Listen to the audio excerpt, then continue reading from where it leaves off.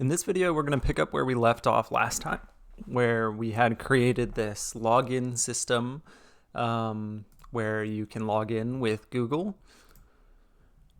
And then once we're logged in, we're allowed to access our application. And if we're not logged in, we're not allowed to access the rest of the application. So what we're going to build on from here is actually making sure that this data that's stored is linked to the particular user who is logged in and is not just sort of general data as we have it structured here. So here we're saying movies collection, and we've got a bunch of movies in there, but there's no way to identify who owns this movie collection. So what we're going to do instead is refactor our data. So I'm going to do this in our console so that we can see what it should look like, and then we will update our application so that it works this way. So in Authentication, I'm just going to go ahead and grab one of the user's IDs here. And then I'm going to flip back to Firestore. I'm going to start a new collection. It's going to be users. In terms of the ID, I don't want an auto ID. I want this specific user ID. Let's go ahead and give that a save. So now I have a user's document here where we could add fields if we wanted to store information about the user, like allow them to upload a profile picture, allow them to set their name, any other information about the user. We could put that into this document here. Let's say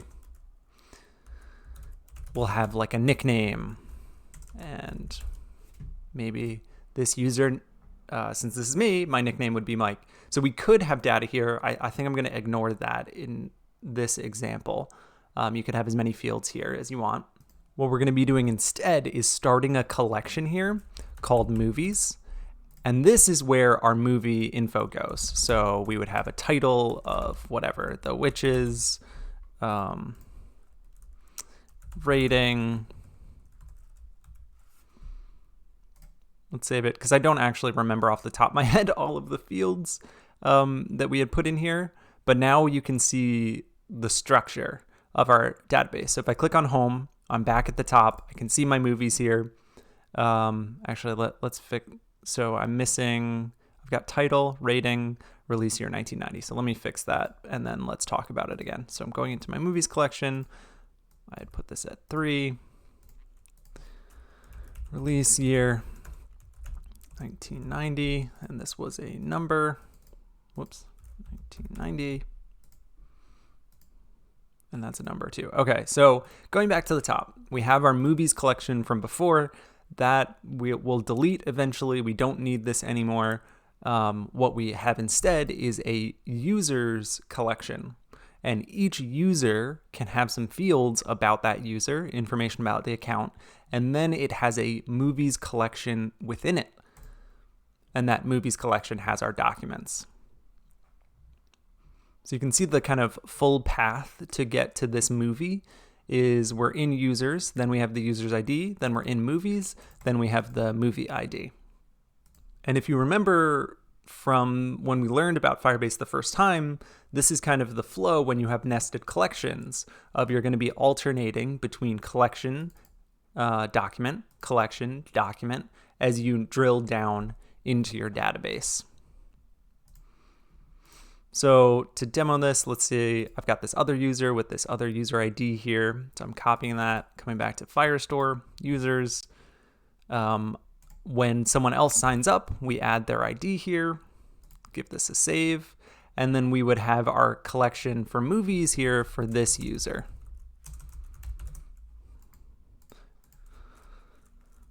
Title. I don't know, let's, Martian, that came out in 2015.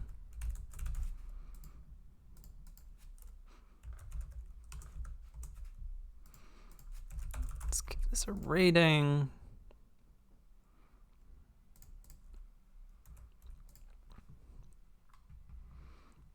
Okay, so now that we have two users in here, we can kind of see the structure that's going on.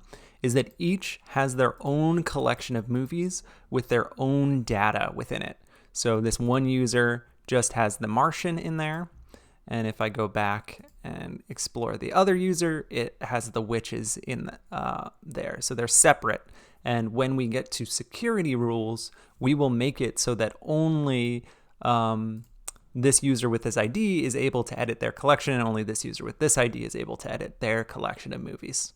Right now, our rules, if you look at them, should look something like this, where the rule is that any document in the database is allowed to be read and written to if this request time is less than this timestamp, which is the default when you set it up in test mode. That's the word I was thinking of.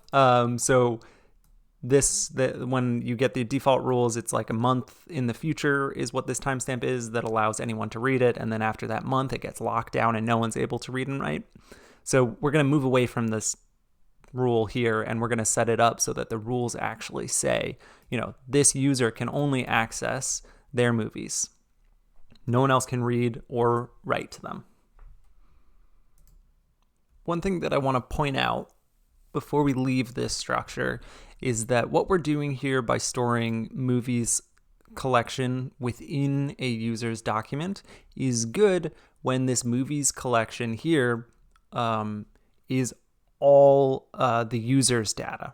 But if we had an application that was like a chat application where you would be able to read other people's posts, but if you're the user, you'd be able to read and edit your posts, this wouldn't be a good structure. What we would want to do then is move back to having this root collection that was like messages, and then in each field we would have to mark who is the user who wrote that message.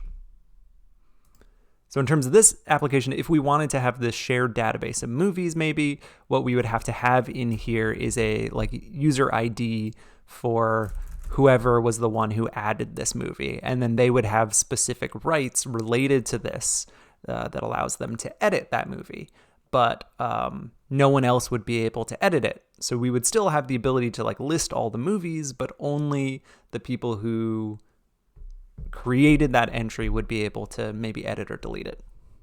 So just throwing it out there that the structure that we're using here is good for this format where we have movies that a user owns that no one else is able to read and write to. But if you have an application that's slightly different, you want to think about restructuring your database. Okay, time to code.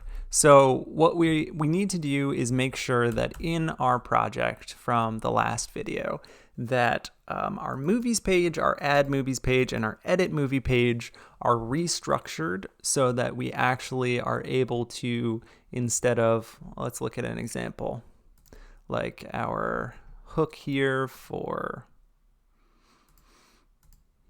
using a movie, we're passing in a movie ID here, and we're looking in the movies collection with that ID. That's no longer where we need to look. We need to look into the user's collection, use the user ID, and then look into the movies collection with the movie ID. So we all of these hooks now need access to the user's ID. So let's do this in stages. What we're going to do is go into Data, Firebase, and we want a users collection.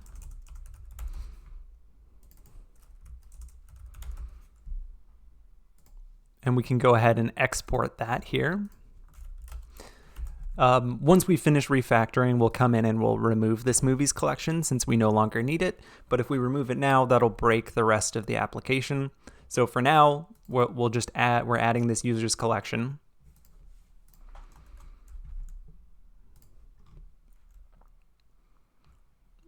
And to make sure that it's working, maybe what I'll do is hop over here to my index, and I'll create a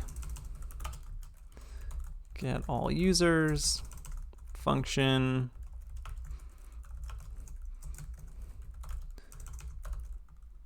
Users collection, which I let it auto import up here, .get.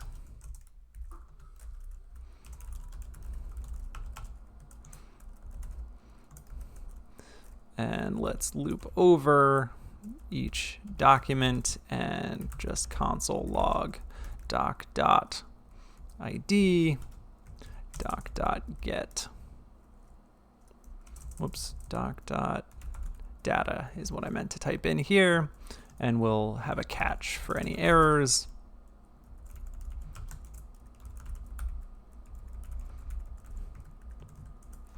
And then we can go ahead and run get all users and check it out. So if you followed along and you set up your database so that there is a users collection, you would see something printing out here. So I can see my 2 users that I added, and I can see their data. And one of them had a field for nickname, and one of them I didn't bother adding anything in there. So that's great. This is the structure we want to use to access the user's specific document. And then from here, we can access their movies collection that's within there. So I think we'll do an example. Let's use we'll use this user here. I'm going to grab their ID, copy it in.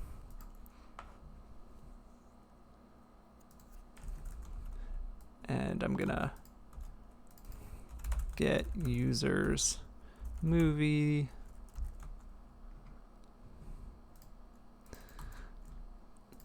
So now instead of doing users collection.get, we're doing users collection.doc using that ID. And we are going to use the collection method to say, okay, now that we're at this document, let's look for the movies collection that's in there, and then we can .get. So now let's do get users movies here, and fingers crossed we should see that users movie print out, and we do. So we see that ID for the movie, and we see the witches printing out. So this is that new structure we're going to be using. We're not talking to the movies collection anymore. We're going to be talking to the users collection. We need to look up a specific user, and once we have that user, we can look up their movies, and then we can get those movies. Or we could reach in and update one of those movies, or we could add a new movie. So most of our code is going to be using this new structure, users collection.doc, .collections.movies, and then each one will have a slightly different extra method that's chained on here. So this was just for demo purposes. I'm going to comment that out. And just to drive home, you would actually need to have those things in your database for these to work. So I would recommend taking a minute, making sure that this works and that you understand this new structure before we move on. And I'm going to assume you did that, and I'm going to move on. So let's, I'm going to leave this commented out. We'll maybe refer back to this, and let's start with refactoring the movies listing page so that instead of showing that movies collection, it shows the user's movies. So we've got our movies page here, which loads the movie listing component. And that movie listing component uses the use all movies hook here, which this is going into the movies collection and grabbing the movies in descending order of rating, and then sets up a listener to listen for real-time changes. So instead of movies collection order by here, we want to do users collection, user ID dot, or let's just copy and paste this in while we're at it. So in a comment, I'm going to bring in this as a reference.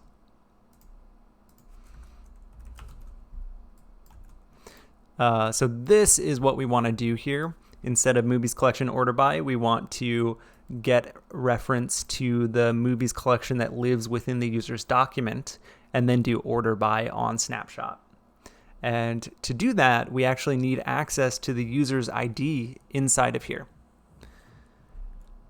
So let's drill down from the top again. Remember, our user we set up here at the top of our application, and we need to pass this down to that use all movies hook for us to be able to use it. So we need to pass that user to movies page, and then movies page needs to pass it on to movie listing, and movie listing needs to pass it on to the hook. I will point out here that there's a mechanism in React called React Context that makes some of this easier of drilling, of what's often called prop drilling, where we're passing this information down multiple levels, and it can be tedious when we're doing it by hand, and React Context provides a way to make it easier. And maybe we will do a video on refactoring this, but I don't want to introduce too many new concepts while we're just trying to focus on authentication. So I'll just throw it out there. There's an easier way to do this. We're just not doing it right now.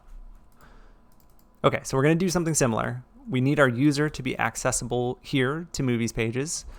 And then if I go into movies page, I need to say, okay, I've got my props and I want to pass them on. So I could do user equals props.user, which is great, but we can also just forward the props along using the spread operator.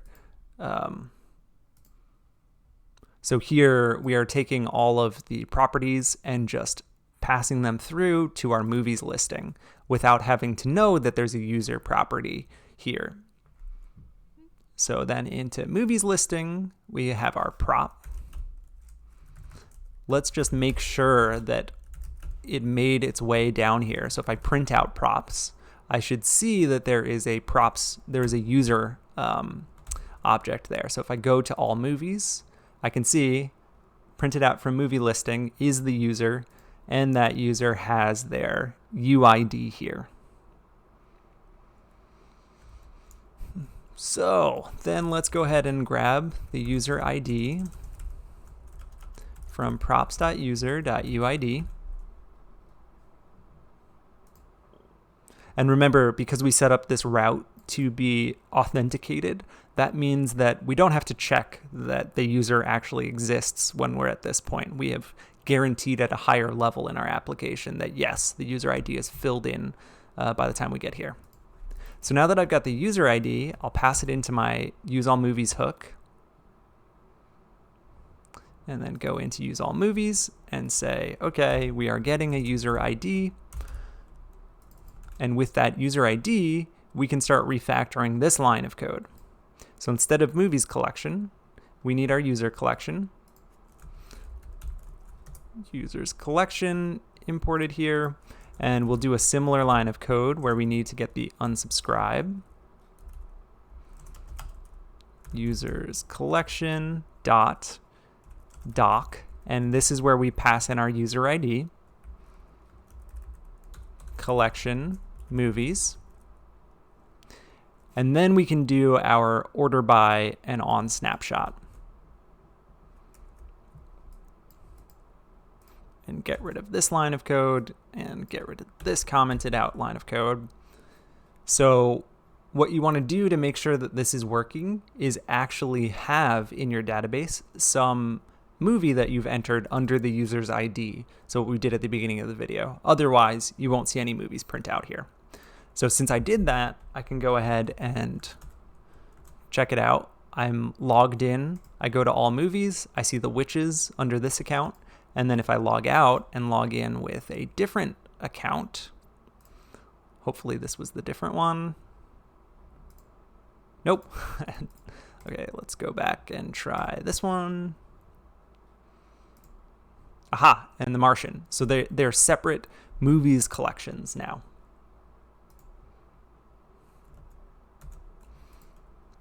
So check, we're done with 1/3 of the refactoring here.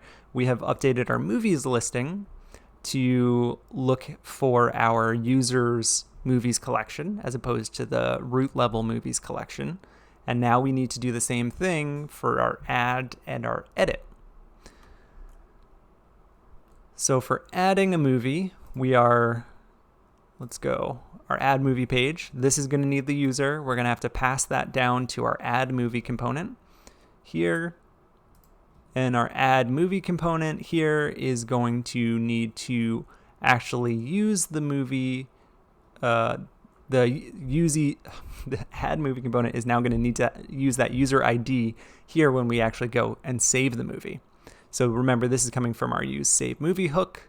So if I go in here, when we do this logic of movie collection add or movie collection doc set, instead of movies collection, this has to be our users collection.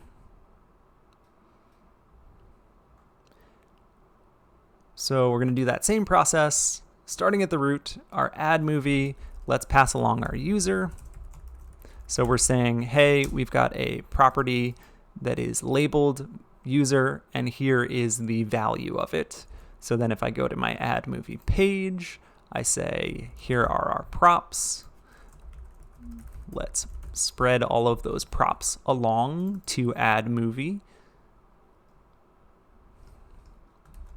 And if that worked, then inside of add movie, we should be able to console log props.user. And if I go to add movie, I can see my user printing out. I can see their UID, so we're all good there. And it looks like, aha, yeah, I already had this in the starter file for pulling out the user from props. Let's actually just do this instead. Const user ID equals props.user.uid. So now that we have the user's ID here, we can refactor our save movie function to actually take the user's ID in. So we'll pass it in after the movie data here, and then go into use save movie. And here's that function that has been defined for saving. It's being returned here as the first element in the array.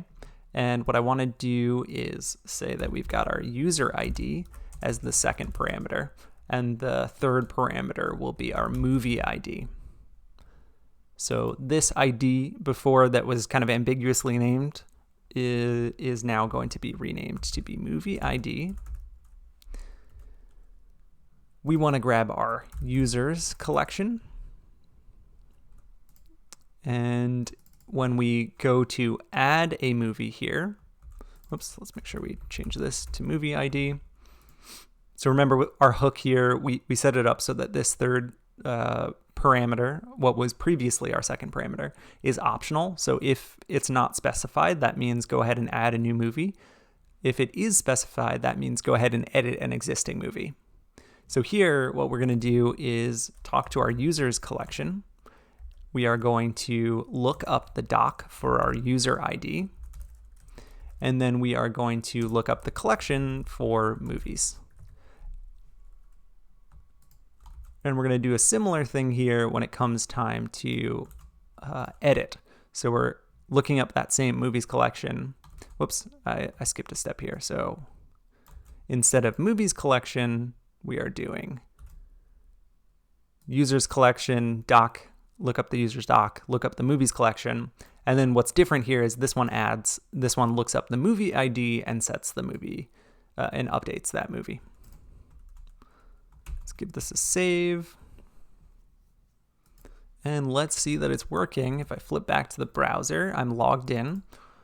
I can currently see The Martian here. I can add a movie.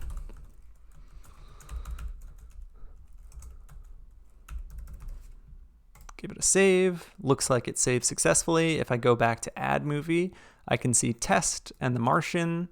And if I look at my console here, I don't remember which account we're under currently. So let me, here we go. It's this first one. I can see The Martian and test are under this one. And our other account here just has the witches, doesn't have anything changed. So then the last change we need to make is the edit page. So we've got to do that same flow. Our edit movie page needs props where the user is specified. We need to pass that to our edit movie component, which over here is going to need that user ID to look up a movie and to save that movie when edits have been done. So flying back up to app, we're going to grab the user, pass it to our edit movie page. I'm going to head to edit movie, put in the props, spread the props. So now our user is specified here. It is passed along for the ride to edit movie. So if I flip over to edit movie, we should be able to see props.user.uid here. So let's go to all movies, go ahead and edit, and I can see the user's ID is printing out here. And we're getting an error. Don't worry about that. That's because we have yet to update our get movie hook to look in the right place. So now that I have that user ID, I'm going to go ahead and say user ID is equal to this, and we can pass our user ID along to use movie, and we can pass it along when we go ahead and save our movie. So what I'm going to do here, let's refactor this word ID. So instead of grabbing a local variable called ID from our props, let's go ahead and say movie ID equals props.id. And now places where we're using ID, I'm going to go ahead and update to be movie ID. And then our user ID, we had already refactored save movie, which is here to accept 3 parameters: the movie, data, user ID, movie ID. So we just need to, in our edit movie, pass in our user ID here before our movie ID. And then our use movie, let's go ahead and say we're going to refactor this so that the user ID is passed in and the movie ID is passed in. So then we just have to go into our hook. I'm going to refactor this to take in user ID and movie ID, which means that anywhere where I was saying ID before, this now is going to need to change to be movie ID. So I've got 2 places where I was using ID, which is now the movie ID. And then our lookup for our collection is going to be in our users collection. We are going to go into our users collection, look up the doc for the user ID. Then we're going into our collection called movies. And then from there, we can look up our movie ID and get it. Give this a save. Make sure I've got no compile errors down here. Looks like we're good. So now let's test it out. If I go to my movies, I try to edit test. It has loaded, no errors, good. Go ahead and change the rating from 1 to 3, give it a save, go back to all movies. Looks like it's updated. Check it out here. If I go back to the user here, 2xe that I was editing, and look under test, it looks like it has been successfully updated. So at this point, we've refactored all of our hooks to use the user ID and the movie ID if needed. And we've touched a lot of files. So one thing that's really important as you're working on this in your own project is your debugging process. So at every stage, if something's gone wrong, at every stage, go back and make sure that the things are what you expect. So if, for instance, my edit movie page wasn't working, I would start here, I would print out my props to see if the user is there. If the user's there, then I can go on and move to edit movie and I can see, do I have the user's ID? I would print it out here. If I noticed that that was where the error was coming from, like maybe instead of ID, I said UID, then I could just fix this. And if the error isn't coming from here and everything is working as I expect here, I would dig into my use movie hook and my save movie hook. And I'd be using that debugging toolkit that we talked about before to make sure that things are working. So it's really important now that we've got all of these levels of abstraction and all of these different files working together that we turn to that toolkit when something goes wrong. We use our error messages, we use the debugger, we use console logging to track down where those errors are coming from. Okay, so the last thing to do is to lock this down so that our users are not able to edit each other's data, which would be a problem. So right now, let's go to our console. Oops, not this one. And go to our rules page. This is where we set up security rules. And with our rules playground, we can simulate different things. Like I could try to get, create, update, or delete something from our database, run it against this rule set, and it will tell me whether that would pass or fail.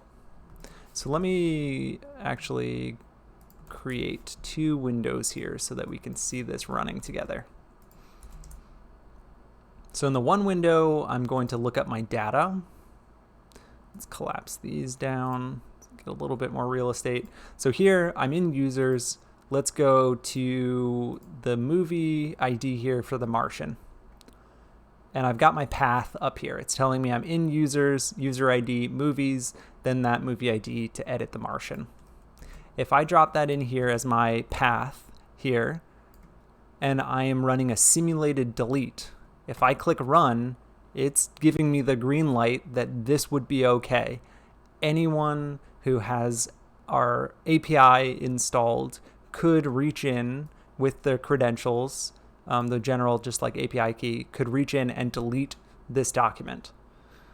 And this is checking, and it's showing us here that because the request time is greater than this time in the future, this is that thing that's coming from when we set it up into test mode, the request is okay.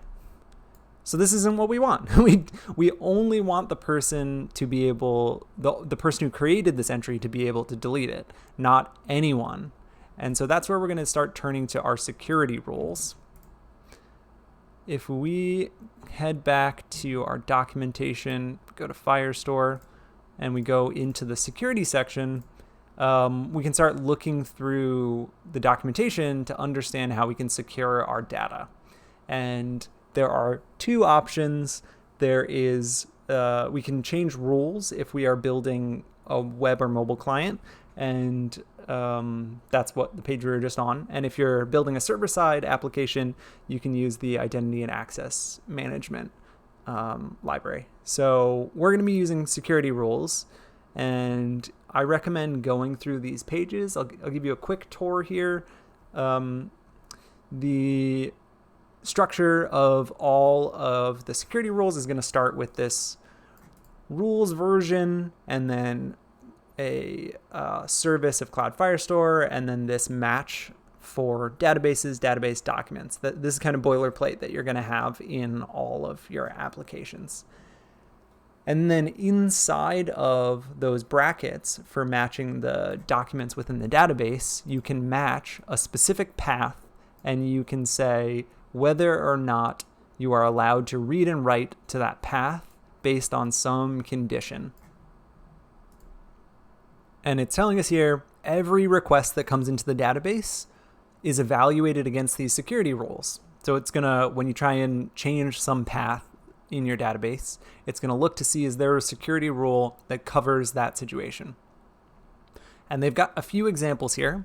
So one is that they have this match that says document equals ***. This is a recursive match, which if you have no other rules in your database, this basically means that everyone can access, or this is a recursive match for every document in your database. And it is currently saying that anyone who is authorized, who has logged into your application, is allowed to read or write to any document in the application. So here is our, on the right-hand side, the permissions, and then on the left-hand side is our permissions, read and write, and on the right-hand side is our condition. So if request.authorization is not null, which means that they've just logged in. There are a couple of other examples here. So one is you can put true and false in for your conditions. So this is a rule that says no one is allowed to read or write to any document. And this is a rule that says that anyone is allowed to read or write to any document. So if we look at this and go back to our rule, we can see that the test rule that we've been given matches recursively every document and allows read and write if the request timestamp is less than this date in the future. So this is really similar to that allow all. The only difference is that it uses the incoming request timestamp to keep it open until some future moment in time.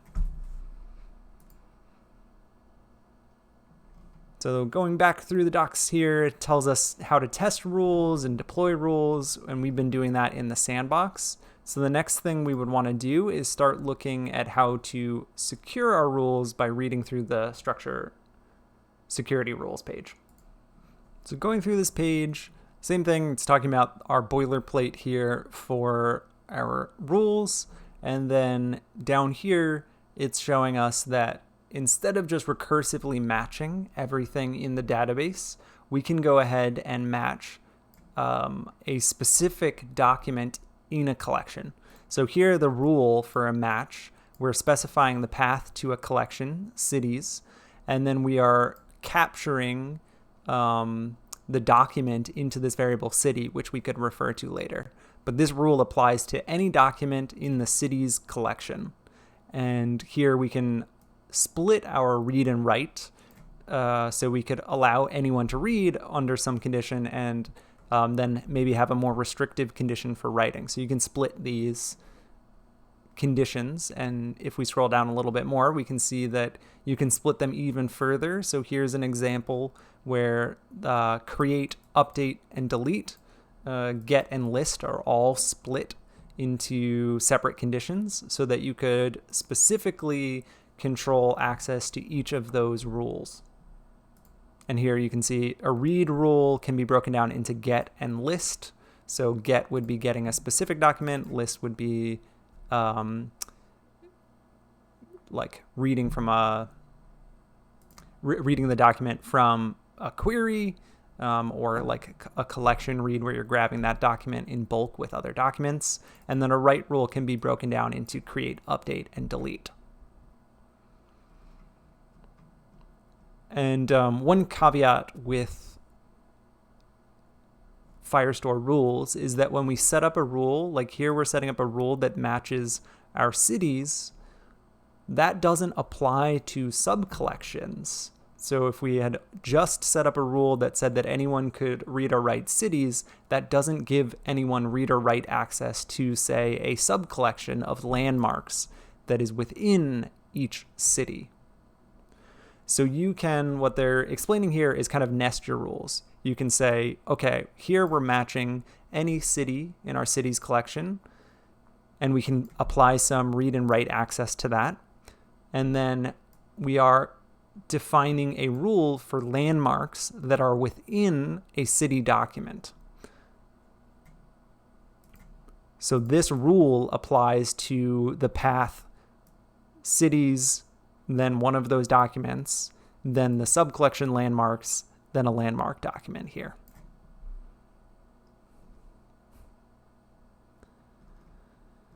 And it, a few extra notes here, like they talk about how to use recursive wildcards. They talk about if you have two rules in your database, that if any of them have an allow that sort of meets the condition of true, then you are allowed to access that document or write to that document. So you want to be careful if you have overlapping match statements.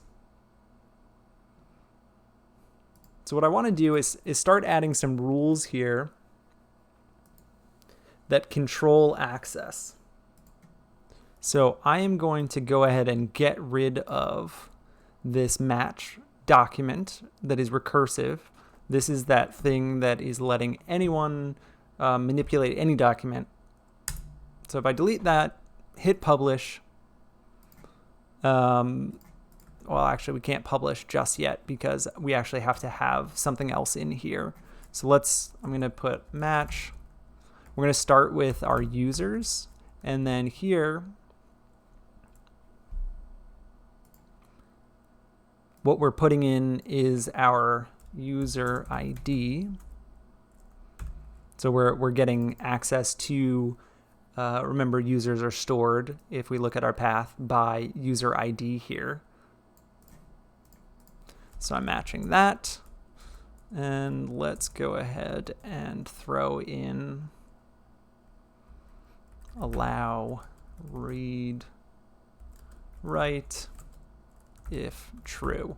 So we're just putting a placeholder in here.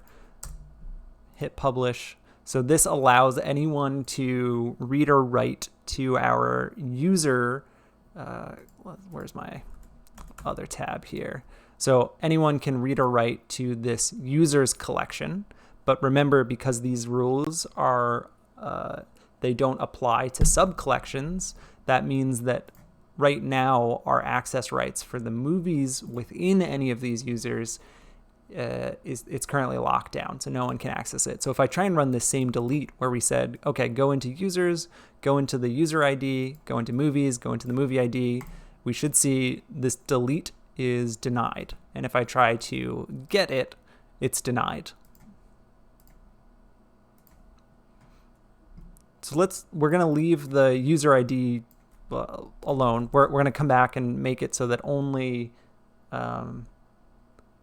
the user is allowed to manipulate their user document. But let's focus on writing that rule that's nested here for matching movies.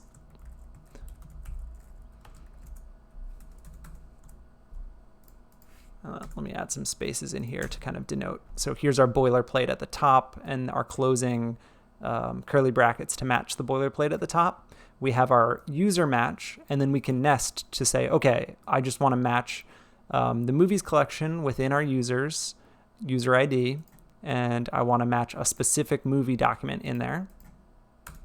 If I add in allow read write, if true, and publish, now anyone is going to be able to read or write, update, delete, which is not what we want. So instead of this rule here, if true, what I want to do is make sure that they are authenticated. So I could do if request dot auth does not equal null, hit publish, and now if I run, this is blocked because we're not logged in. And a get is also blocked because we're not logged in. I can turn on authentication in this sandbox. And this gives me like a basic mock of the authentication. And if I want, I can come in and paste in this user's UID to simulate us being logged in as that user. If I don't put that in here, we're just kind of like generally authenticated, but we're not guaranteed to be this user. So if I run this, it's allowed to run. And it's allowed to run both if I am this user, I'm pasting their ID in here and running it, and if I am the other user. So here's my 2xe4. If I go ahead and grab the other user and pretend that I am the user CLYT4, blah, blah, blah, hit run, I'm still allowed to read from my user 2xe4y. So I'm kind of crossing the accounts here. So it's not enough for us to say if the request is authorized, they're allowed to read and write, but we want to make sure that when they are authorized, that they are actually the user that is specified here. So with our security rules, we can tack on here to say if request.auth.uid is equal to user ID. So this rule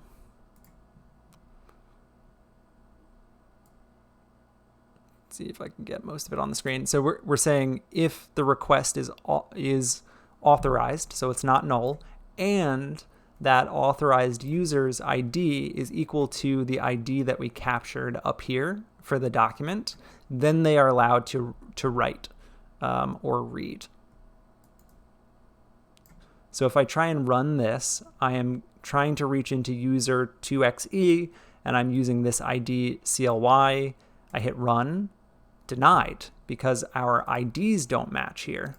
And you can see kind of the details for what's happening along the flow here on the right-hand side. So currently, we have a rule that's set up that says they're authorized and their authorization ID must match the user whose collection we're modifying.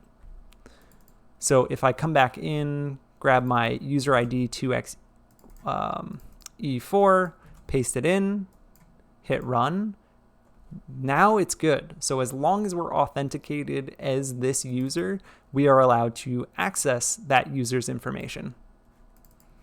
And as soon as we are not authenticated as that user, it's denied. Okay, so with this, now we can come back and fix up our user here. So we only want people to be able to manipulate the document at this user ID if they happen to be that user. There's a little caveat in that when a new user signs up, we want to allow them to create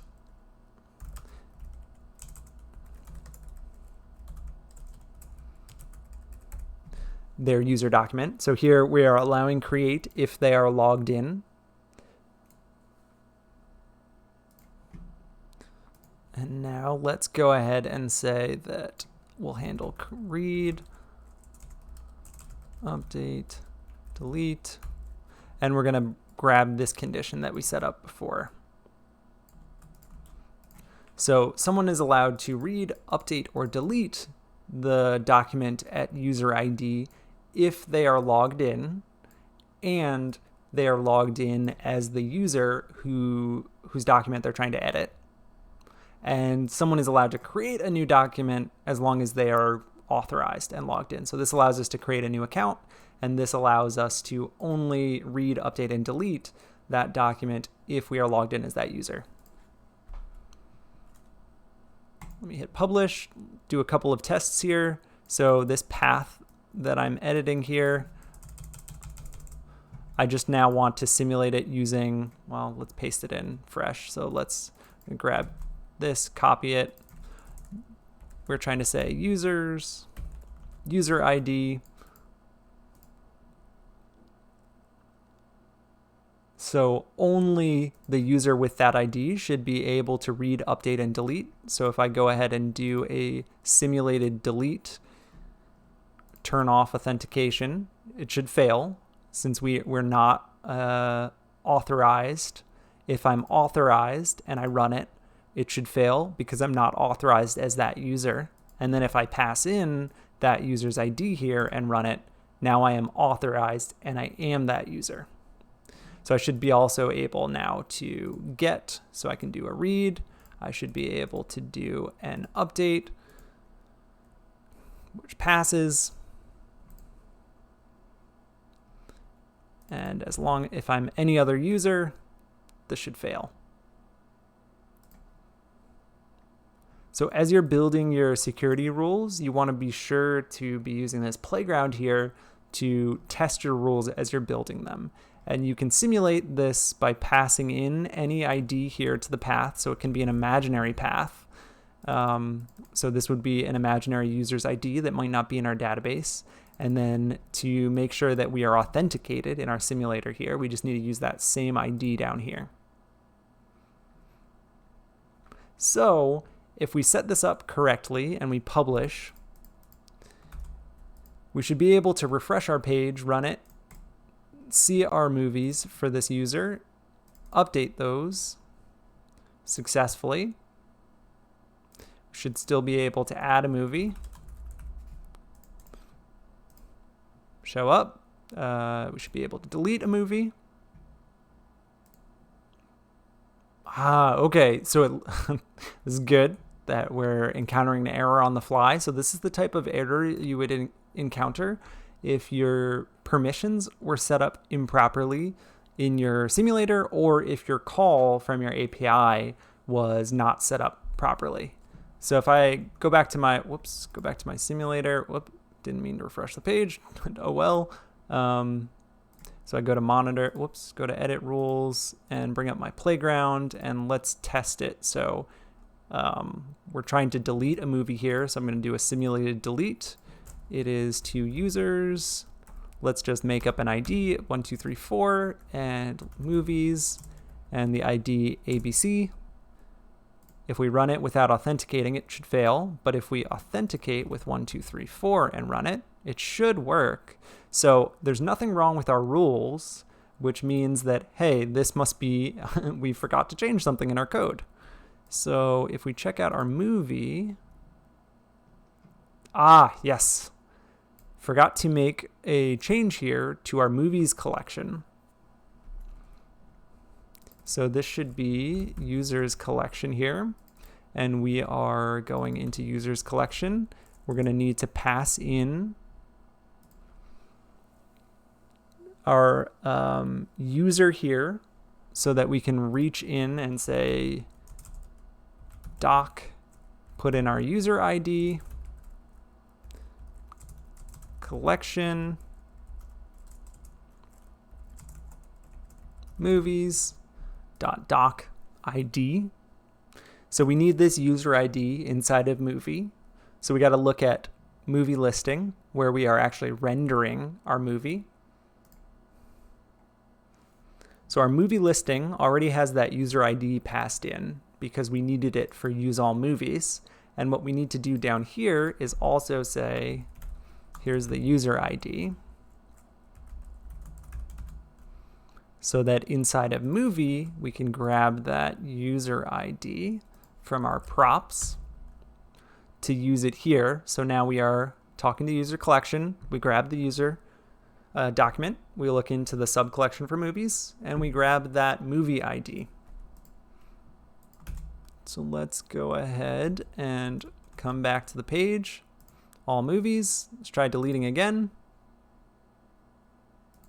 A new error. So we fixed the permission error, but something else has gone wrong. So this is a chance to use our debugging tools here. So what I want to do is print out the ID and user ID inside of movie here. So we'll see what we're getting for each of the movies that gets rendered on the page. So go to all movies.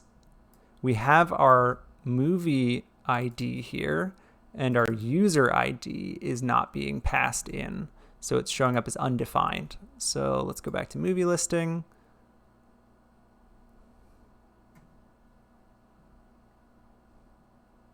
And it looks like we're passing it in. So this might just be a situation where I didn't save and refresh the page. Yep, there we go. So all that stuff was there. We've got our ID for our movie, our user ID, and things are working again. So this is a good instance of the lesson of always make sure that you test all of your features as you're making updates. So let's make sure that our edit still works here. Save successfully. Good. Okay, so we're able to create, update, delete, and add, or create, update, delete, and read. Yes, and we're reading here the movies. So all of these are now separated by user. So our users collection here is where the movies are stored, and each user has to log in and authenticate to be able to edit their data. So if I come back in, Test and the Martian are here under this account, log out, log back in. Don't remember which one, so let's just click one of them and see if it's right. Yes, okay, so this is a different account that we're logged in. So I should be able to edit this under this user. I should be able to add a new movie here.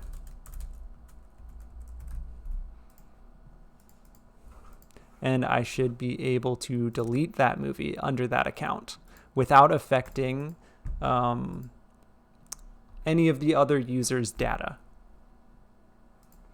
So we've done a fair bit at this point. We refactored our application so that we stored our movies inside of a user's account like this in a sub-collection, and we set up our rules so that only our users are allowed to edit their document in our database inside of the user's collection, and only the authenticated user is allowed to edit their specific sub-collection of movies.